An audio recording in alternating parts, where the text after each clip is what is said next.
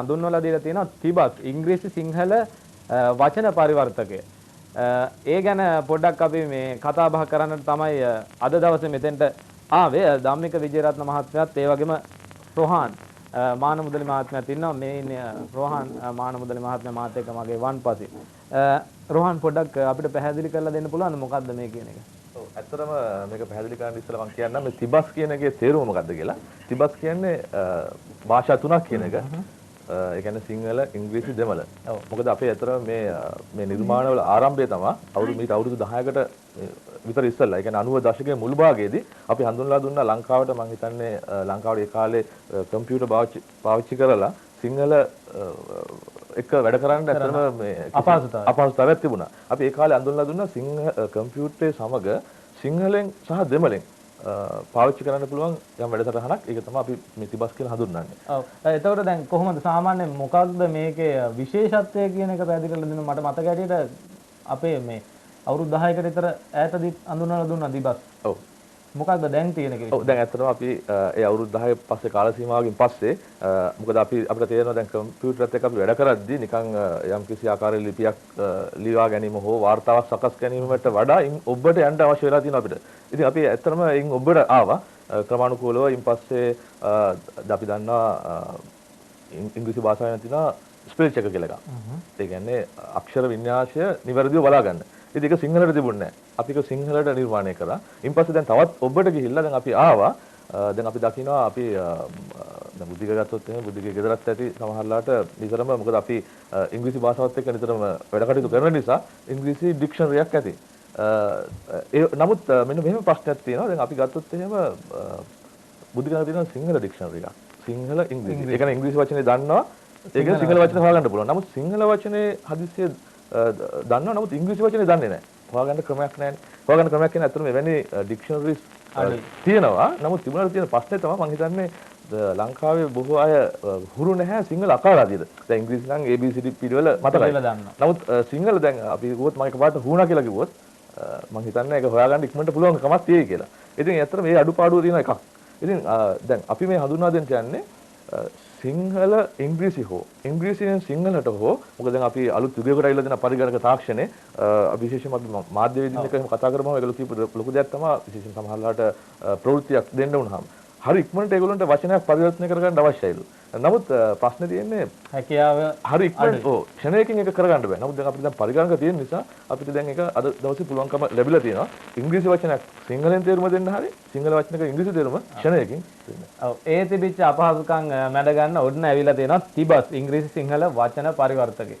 අපිට උත්සාහ කරලා බලන්න පුළුවන් හැකියාව තියෙනවා.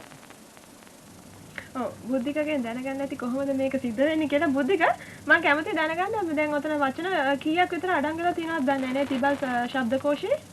ඔව් ඇත්තටම ඉංග්‍රීසි වචන මම හිතන්නේ ලක්ෂයකට අධික සංඛ්‍යාවකුත් සිංහල වචන 1,30,000කට අධික සංඛ්‍යාවකුත් මේක ඇතුළත් වෙලා දෙනවා. ඒතර මේකේ තියෙන විශේෂත්වය තමයි සාමාන්‍ය භාවිතයේ පවතින වචන සමග අපි දන්නවා නොයෙකුත් ශේෂ්ඨවල. දැන් මාධ්‍ය ශේෂ්ඨ ගත්තොත් මාධ්‍ය ශේෂ්ඨ, ඉංජිනේරු ශේෂ්ඨ ගත්තොත් ඉංජිනේරු ශේෂ්ඨ වලට ආවේනිකව වචන තියෙනවා.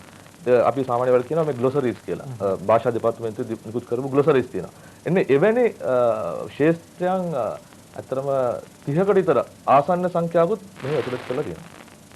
අවශ්‍ය දේ මම හිතනවා දෙලිනේ පැහැදිලිවම දැනගන්නට ඇති. ඒ වගේම මට දැනගන්න ලැබිච්ච ආකාරයෙන් සමාන පද ආදියත් මෙහි සඳහන් වෙනවායි කියලා රෝහන් මහත්මයා අපිට කිව්වා.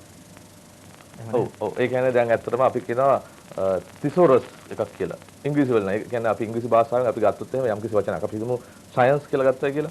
ඒ සයන්ස් කියන එකට අදාළව තවත් මොනවාද ඒ වගේ සමාන වචන තියෙන්නේ කියලා හොයාගන්න අවශ්‍යතාවයක් තියෙනවා. ඒතර මේකෙන් ඒකත් සිදු වෙනවා සිංහල සහ ඉංග්‍රීසි එන දෙකම සඳහා යම් මිශ්‍රණයක් ඇතුළුව. ඉතින් සමාන පද ලබා ගන්න පුළුවන්. ඒ කියන්නේ යම්කිසි පදයක තේරුම ඕන නම් ගැඹුරින් ගැඹුරට ගිහිල්ලා ඒක අධ්‍යයනය කරන්න පුළුවන්කමක් තියෙනවා.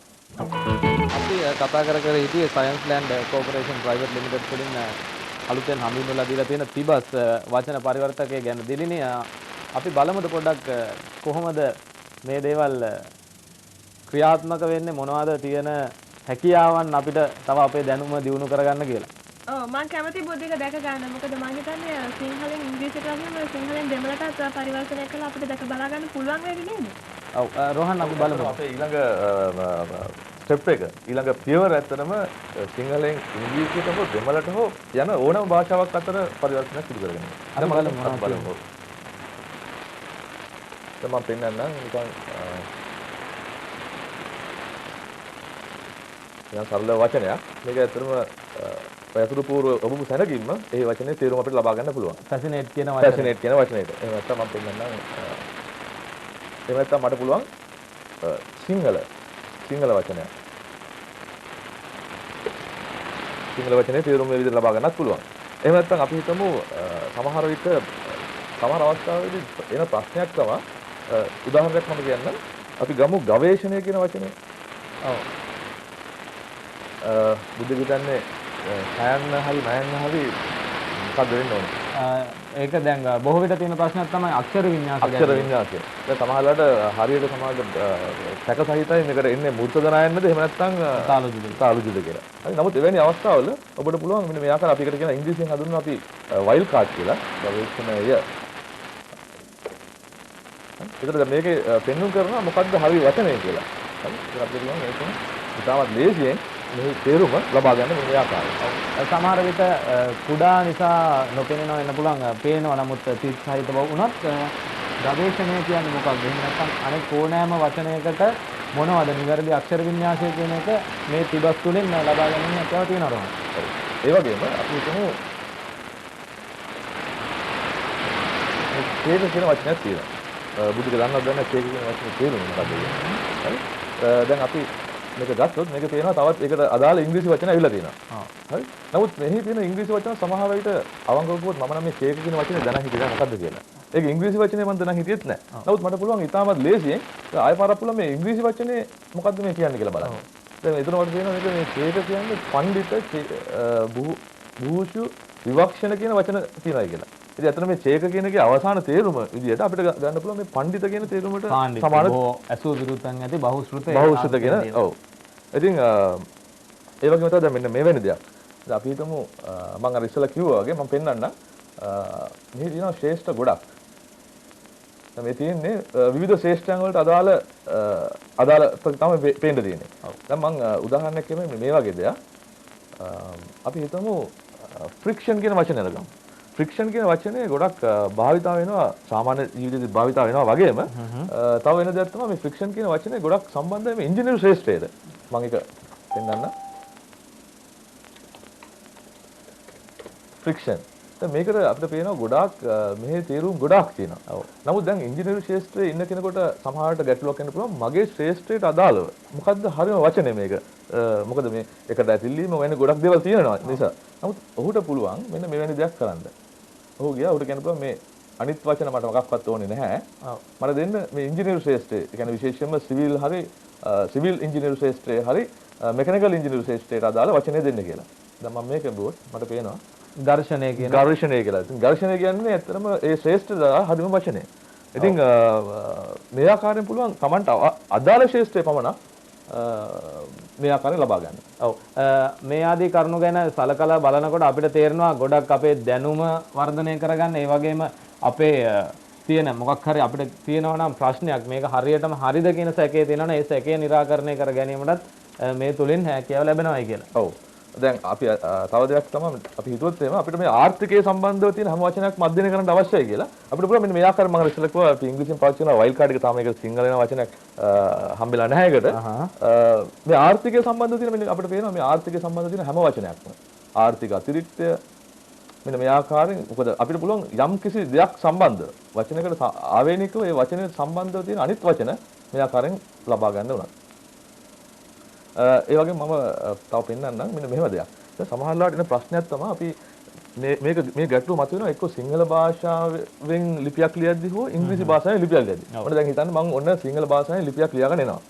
නමුත් දැන් සමහර වචන තියෙනවා ඒක අපි සමහර ලාට ඉංග්‍රීසි භාෂාවෙන් හොඳට දන්නවා මේ වචනේ තමයි යෙදෙන්න ඕනේ කියලා. දැන් උදාහරණයක් විදිහට මම මේ පේන මේ ලිපියේ මේ කැටගරි කියන දැන් සමහරට මේක ලියන් ගියා. දැන් මට හිතනවා දැන් මේක මෙතනට එන වචනේ කැටගරි තමයි කියලා. නමුත් ඕකේ හරි සිංහල වචනේ ගැන තේරුමක් නැතු වෙන්න පුළුවන්. එවැනි අවස්ථාවල මට පුළුවන් ඒ වචනේ අරගෙන මම යනවා මේ සැකසුමට. ගියාම මේ මට පේනවා කැටගරි කියන වචනයට අදාළ නොයෙකුත් ආකාරයේ වචන ගොඩක් තියෙනවා. ඉතින් මට පේනවා දැන් මේකේ අර මම ලියපු ලිපියට අදාළව නිකන් මේ ප්‍රභේදය කියන වචනේ ටිකක් ලස්සනයි වගේ කියලා. මට පුළුවන් ප්‍රභේදය කියන වචනේ තෝරගෙන එතනට ගිහිල්ලා ඒ ප්‍රභේදය කියන වචනේ සමාවෙන්න. මට පුළුවන් ඒ කියන්නේ මට අවශ්‍ය කරන වචනේ මෙතන ලබා ගන්න එතනට. දිලීනිට ගැටලු එහෙම තියෙනවද දන්නේ නැහැ මොනවත් निराකරණය කරගන්න රෝහන් මහත්මයාගෙන් අසා දැනගන්න. මේක ඇත්තට මේක අනිත් පැත්තට පුළුවන්. සමහරට ඉංග්‍රීසියෙන් තියෙන ලිපි එකක් සමහරවිට දැන් ඉංග්‍රීසි ලිපියක් ලියන් යද්දි දැන් මෙතන පේනවා දැන් මේක ලියන් ගියා. ඇත්තටම ඒ ලියන් යන එක්කනට තිබෙන්නේ සමහරට ඔහු දන්නේ සිංහල නම් ඒක හොඳම වචන ඒක ලියාගෙන ගිහිල්ලා අවසානයේදී ඔහුට පුළුවන් මේ වචනට අදාළ පෙර කී ආකාරයෙන්ම ඉංග්‍රීසි වචන එතනට යොදා ගන්න. අපි දිලිනිගෙන් අහලා බලමු දිලිනි කිසියම් ගැටලුවක් ගැන යලිත් කතා බහ කරන්න. රෝහන් අවසන් වශයෙන් අපිට මොනවද කියන්නට තියෙන්නේ මේ තිබස් වචන පරිවර්තකය ගැන? ඔව් ඇත්තටම අපිට පෙන්වන්න කාලේ වෙලා මදි වුණත් මෙහි අපි ඉතාමත් ඉක්මනින් ඉදිරි ගොඩක් සලස්මවල දිනවා. එහි පළවෙනි දේ තමයි දැනටත් අපි කෙරීගෙන යනවා මේ ඉංග්‍රීසි වචන උච්චාරණය ශබ්දයෙන් අසන්න. ඒ වගේම පරිවර්තනය කරන අයට යම්කිසි සහායක් ලබා දෙන පරිවර්තන සහායකෙක් ඒකත් දැනට අපි මට මේක පෙන්වන්න පුළුවන්. නමුත් කාලේ වෙලා මදි නිසා ඊළඟට අපේ අවසාන ඊළඟ පියවර තමයි මේ සිංහල සහ දෙමළ අතර තියෙන සම්බන්ධය ගොඩක් වැඩි. ඒ නිසා අපිට පැහැදිලි වුණා සිංහල සහ දෙමළ අතර මේ ඇවිල්ලා මේක වචන පරිවර්තක. නමුත් වචන නෙමෙයි භාෂා පරිවර්තක අපිට ඉදිරිපත් කරන්න පුළුවන් කියලා. අපි ඒ සඳහා යම් කිසි පරීක්ෂණ කටයුතු දැන් කරගෙන සිදු කරගෙන යනවා. ඉතින් මම විශ්වාස කරනවා එවැනි දෙයක් දෙන්න පුළුවන් කියලා. නමුත් අපි අවසාන අපේ ගෝල් එක එහෙම නැත්නම් අවසාන දේ තමයි සිංහල සහ ඉංග්‍රීසි අතර භාෂා පරිවර්තකයක් ලබා දීම. ඒ තමයි අපේ අවසාන එල්ලේ. එතකොට දැන් දැනට තියෙනවද වෙළඳ පොලේ අපිට මිලදී ගන්න පුළුවන්ද මේ තිබස් වචන පරිවර්තන? ඔව් ඇත්තම ලබා ගන්න පුළුවන්. මොකද අපි දැන් එලි දැක්කුවා. එය ඉතාමත් 5500ක් වයිනි සුළු මුදලකට මේක ලබා ගන්න පුළුවන් බොහෝ අයට. ඉතින් කෙසේවත් මම ඔබ හැමට සියලු කාර්ය මණ්ඩලය හැම කෙනාටම මේ සම්බන්ධ ස්තුතිවන්ත වෙන අතර මම මේ පොතේ මතක් කරනවා